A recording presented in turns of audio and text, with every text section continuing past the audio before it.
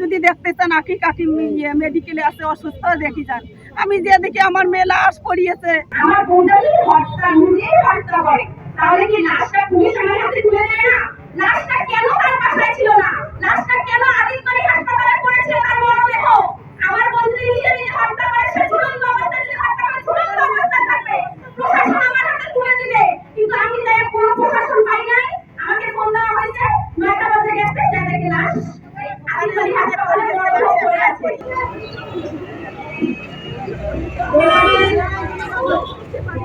বোনের হত্যার বিচার চাই। আমার বোনকে পরিকল্পিতভাবে হত্যাকাণ্ড করা হয়েছে।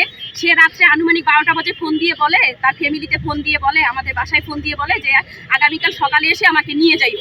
আগামীকাল সকালে আমরা ভালোভাবে নিয়ে আনবো। আমরা রাত্রে শুয়ে আছি। এর মধ্যে সকাল 9টা বাজে ওর শ্বশুর শাশুড়ি ফোন দিয়ে বলে যে আখি অনেক অসুস্থ, হাসপাতালে এসে দেখে যান। আমরা হাসপাতালে গেছি দেখতে। হাসপাতালে যাই দেখি আখি মরদেহ পড়ে আছে। আমরা এখন ফাঁসি চাই। নূর মোহাম্মদ শাহানার ফাঁসি চাই। তারা নির্মমভাবে আমার বোনকে হত্যা করা হয়েছে, নির্যাতন করে, শারীরিক মানসিক নির্যাতন করে হত্যা করা হয়েছে পরিকল্পিতভাবে। 250-টিরও বেশি ডিজাইন অপশন নিয়ে ওয়ালটন স্মার্ট ফ্রিজ, বোঝে আপনার প্রয়োজন। আমার বোনকে আমার ফ্যামিলির সঙ্গে কোনো কথা বলতে দিত না।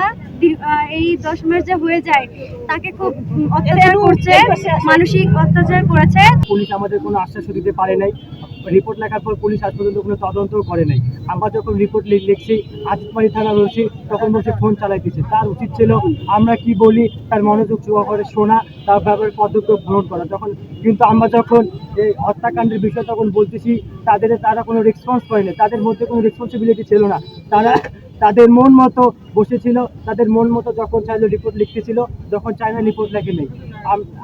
আজকে আমার বোন মারা যাওয়ার 4 দিন হয়ে গেল।